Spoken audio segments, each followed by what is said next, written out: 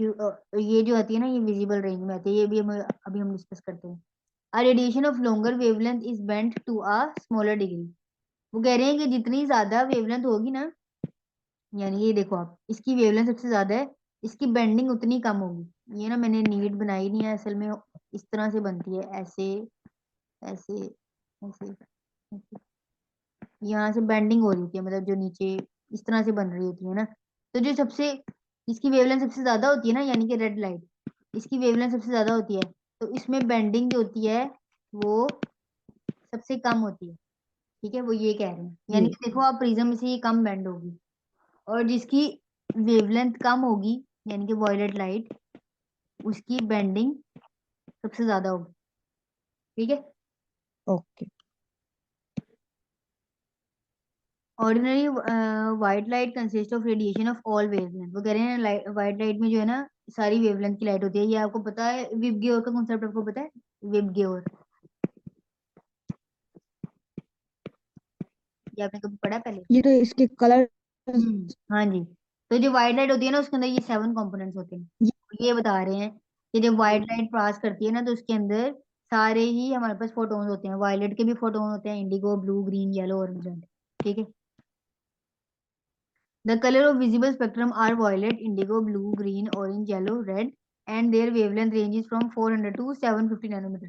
Sometimes हम 800 nanometre भी कह देते हैं। इसका मतलब ये है कि वॉयलेट जो है 400 नैनोमीटर से स्टार्ट हो रही है, और रेड की जो है वो 750 या 800, वैसे 800 होती है मोस्टली, कहा जाता है। मोस्टली बुक्स में 800 नैनोमीटर लिखा होता है।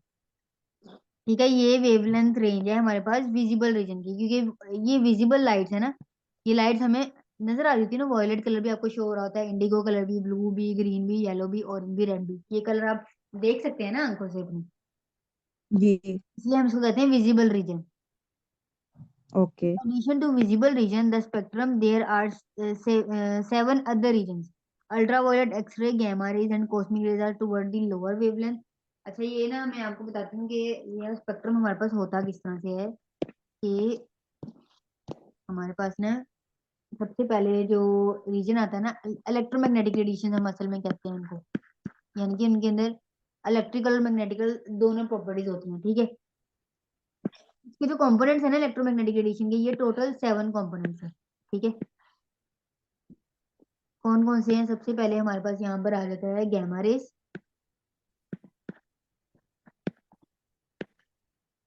फिर हमारे पास आ जाती हैं एक्स रेस, फिर कॉस्मिक रेज। हम्म ये मैम कॉस्मिक रेज क्या होती है मतलब? कॉस्मोलॉजी में आती हैं वो ना, एक अलग कॉन्सेप्ट है वो। अभी मैं ना रिकॉर्डिंग चल रही है, मैं आपको अलग से बताऊंगी। ठीक है। Ultra violet. ओके। ठीक है। यूवी रेज, उसके बाद आ जाती हैं हमारे पास विजिबल, और फिर आई आर, इंफ्रारेड जो होती हैं, आई आर लिख रही है, और उसके बाद माइक्रोवेव्स, फिर रेडियो वेव्स। ठीक है। 1 2 3 4 5 6 7 टोटल जो इलेक्ट्रोमैग्नेटिक रेडिएशन होती है ना हमारे पास, यानी कि जिनके अंदर इलेक्ट्रिकल मैग्नेटिकल मैग्नेटिक दोनों प्रॉपर्टीज होती हैं, वो हमारे पास ये 7 हैं। ठीक है। Gamma rays, X rays, ultraviolet, visible, I R, micro and radio waves. ऊपर जाते हुए ना, यानी कि रेडियो वेव से अगर हम गैमा रेज की तरफ जाएं, तो हमारे पास क्या होता है, एनर्जी बढ़ती है। ठीक है। लेकिन इसकी एनर्जी तो बढ़ती है और वेवलेंथ जो है वो कम होती है, क्योंकि हमने पढ़ा था कि E is equal to H C over lambda, ये पढ़ा था ना। एनर्जी और वेवलेंथ का जी। क्या होता है, इनवर्स रिलेशन होता है। यानी कि गैमा रेज की एनर्जी सबसे ज्यादा होगी, और इनकी वेवलेंथ क्या होगी, सबसे कम होगी। ठीक है। अब इसमें से ओके। जो चीज हमें सिर्फ नजर आती है ना, वो होती है विजिबल, विजिबल जो रेडिएशन है। इसके आगे से 7 कंपोनेंट्स हमने पढ़े हैं, वो जो ऊपर अभी देखे थे हमने, विब ग्योर का जो कॉन्सेप्ट हमने देखा है ना। जी। ठीक है। इसीलिए इसको हम कहते हैं विजिबल रीजन, क्योंकि हमें ये कलर्स नजर आते हैं। अब वो ये बता रहे हैं कि इससे ऊपर जो है हाई एनर्जी वाली रेज है, और इससे नीचे कौन सी है, लो एनर्जी वाली रेज। ये उन्होंने यहाँ पे लिखा हुआ है ओके। कि in addition to visible region the spectrum there are seven other region, ठीक है, 7 अदर रीजन है। उनमें कौन कौन से हैं? Ultraviolet, X rays, gamma rays and cosmic rays. Cosmic rays भी जो है ना इससे पहले आ जाती है यहाँ पर, अल्ट्रावायलेट के बाद कॉस्मिक रेज है, ठीक है। टुवर्ड दी लोअर वेवलेंथ, ठीक है, ये कहाँ पर है? टुवर्ड दी लोअर वेवलेंथ, यानी कि ये वाली जो है ऊपर वाली, इन तीनों का वेवलेंथ कम होगी ना नीचे वालों की निस्बत। इनकी जो, ओके। देखो अब ये मैंने आपको बताया था ऊपर जाते हुए एनर्जी क्या हो रही है? बढ़ रही है, ठीक है, एनर्जी बढ़ रही है ना, जी। तो इनकी वेवलेंथ क्या होगी? कम होगी ना, जी। एनर्जी और उसका इनवर्स रिलेशन है। और जो नीचे है, विजिबल रीजन से नीचे वाली हैं, उनकी एनर्जी कम होगी और वेवलेंथ क्या होगी? ज्यादा होगी। ऐसे ही है, जी। ठीक है। ये उन्होंने बताया हुआ है कि ये जो ऊपर है ना, अल्ट्रावायलेट, एक्सरेज, गैमा रेज और कॉस्मिक रेज, इनकी वेवलेंथ क्या होती है? कम होती है, तो ना इनकी वेवलेंथ कम है।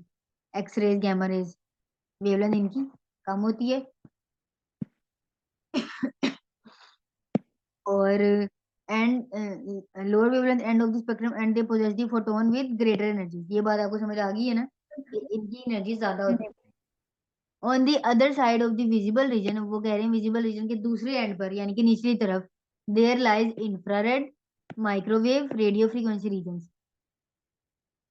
ये भी समझ आ गया आपको कि इंफ्रारेड के नीचे कौन कौन सी है? इंफ्रारेड, माइक्रोवेव और रेडियो वेव्स, और इनकी एनर्जी कम है और इनकी वेवलेंथ क्या है? ज्यादा है, ठीक है। जी। समझ आ रही है आपको? बस हो गई है या पढ़? जी समझा। नहीं नहीं, पढ़ा दे। अच्छा। Hence, a visual display or dispersion of component of white light when it pass through the prism is called spectrum। ये देखिए मैंने आपको बताया था कि जो विजुअल डिस्प्ले होता है, मतलब कि जो हमें नजर आ रहा है ना डिस्प्ले कलर्स का, जब जी। प्रिज्म से व्हाइट लाइट पास करती है तो उसको हम क्या कहते हैं? स्पेक्ट्रम। कोई भी सिंपली आपसे पूछिए ना कि स्पेक्ट्रम क्या होता है, तो आपने यही बताना है कि प्रिज्म में से जब हम व्हाइट लाइट पास करते हैं तो उसके जो उसको स्पेक्ट्रम कहते हैं। व्हाइट लाइट के वो डिस्पर्स हो जाते हैं, वो फैल जाते हैं, ठीक है, जैसे कि ओके। रेनबो होता है, तो वो क्या होता है? स्पेक्ट्रम, उसको हम स्पेक्ट्रम कहते हैं, डिस्पर्जन ऑफ व्हाइट जी। Light when it passes through a prism, okay. Okay. और यहाँ पर जो है ना हमारे पास स्पेक्ट्रम दो तरह का होता है बेसिकली, कंटिन्यूस स्पेक्ट्रम और लाइन स्पेक्ट्रम। जो कॉन्टिन्यूस स्पेक्ट्रम होता है ना वो हमारे पास, उसके अंदर ना आपको कोई बाउंड्री नहीं शो होती है असल में, जैसे रेनबो है। रेनबो में आप देखो ओके। कलर्स जो होते हैं वो एक दूसरे के अंदर मर्ज हुए हुए होते हैं।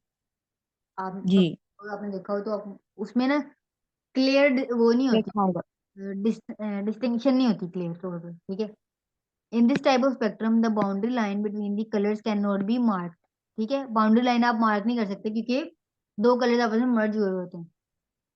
The ji. colors diffuse into each other. One color merges into another without any dark space, यानी कि दरमियान में कोई डार्क लाइन नहीं होती। The best example of continuous spectrum is rainbow. It is obtained from the light emitted by the sun or incandescent electric light solids। वो कह रहे हैं कि ये जो रेनबो है या ये जो कॉन्टिन्यूस स्पेक्ट्रम है, एक तो ये सन से जो लाइट एमिट हो रही है उसका हम रेनबो बनाते हैं ना, मतलब जी। जो हम नहीं बनाते, आसमान पे बनता है, सॉरी। और जो इनकैंडिसेंट जो इलेक्ट्रिक लाइट है, यानी कि सॉलिड्स जिनके अंदर ये इनकैंडिसेंट लाइट मौजूद होती है, इसको जब हम प्रिज्म में से पास करवाएं तो हमारे पास स्पेक्ट्रम बनता है। It is the characteristic of matter in bulk. वो कह रहे हैं कि कॉन्टिन्यूस स्पेक्ट्रम ना वो उन चीजों को बनता है जो बल्क में पाई जाए, यानी कि जो बहुत ज्यादा पाई जाए। अगर बहुत ज्यादा एलिमेंट है ना आपके पास किसी उसके अंदर, कंपाउंड के अंदर, ठीक है, और उसका अगर आप स्पेक्ट्रम लें तो उसमें मोस्ट चांसेस ये होते हैं कि उसका कॉन्टिन्यूस स्पेक्ट्रम बनता है, ठीक है। अब हमारे पास जी। है एटॉमिक और line spectrum.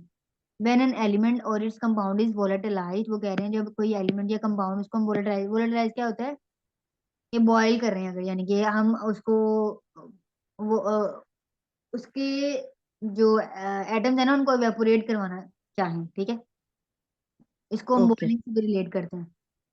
On a flame and the light is emitted is seen through a spectrometer.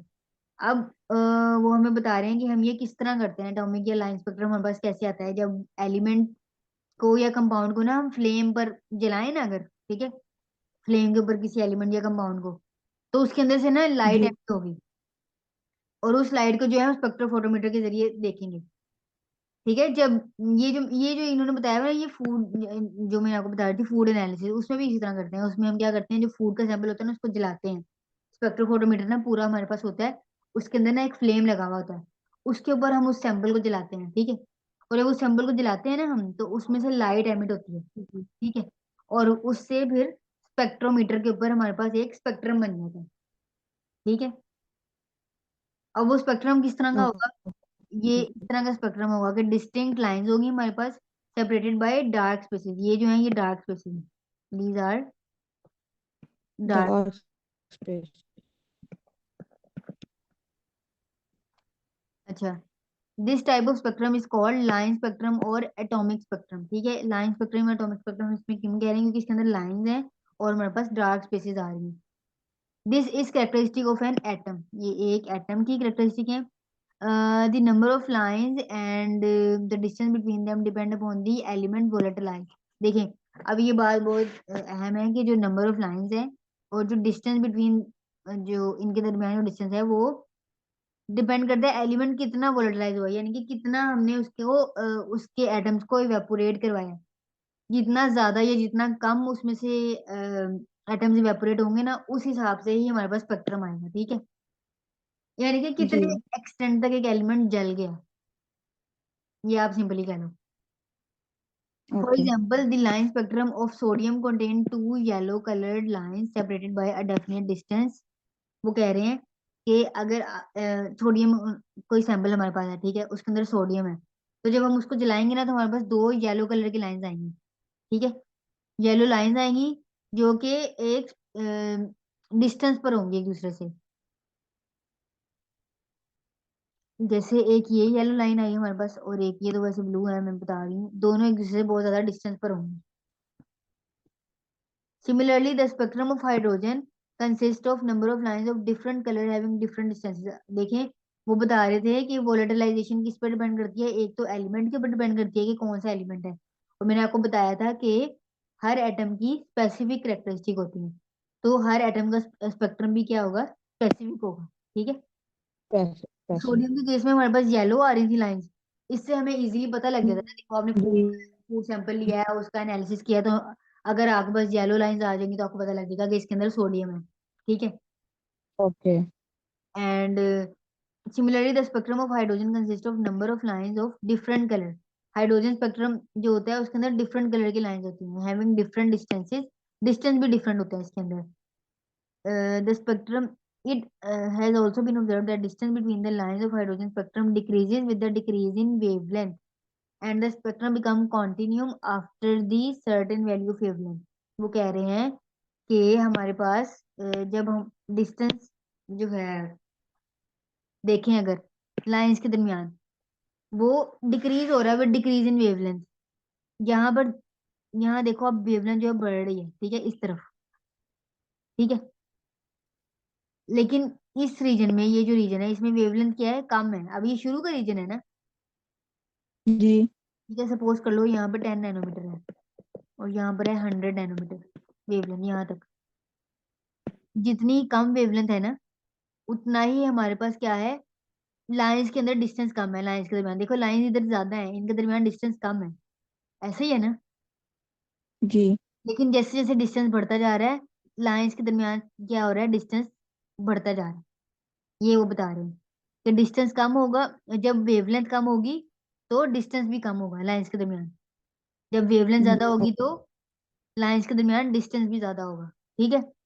और एक पॉइंट आएगा कि जहाँ पर स्पेक्ट्रम जो है वो कॉन्टिन्यूस हो जाएगा, मतलब कि अगर इतनी ज्यादा वेवलेंथ हो जाएगी हमारे पास इसकी, एक पॉइंट ऐसा आ जाएगा जहाँ पर हमारे पास इसका स्पेक्ट्रम जो होगा वो कॉन्टिन्यूस आ जाएगा, ठीक है। ओके अच्छा, एटॉमिक स्पेक्ट्रम जो होता है हमारे पास वो दो तरह का होता है। एक एटॉमिक एमिशन स्पेक्ट्रम होता है और एक एटॉमिक अब्जॉर्प्शन स्पेक्ट्रम। हमारे पास ये इसकी जो बात करें, ये हमारे पास दो तरह का स्पेक्ट्रम होता है। मैं भी यहाँ तक बस ना कर दूं। ठीक है, आपसे इसीलिए पूछा था तब।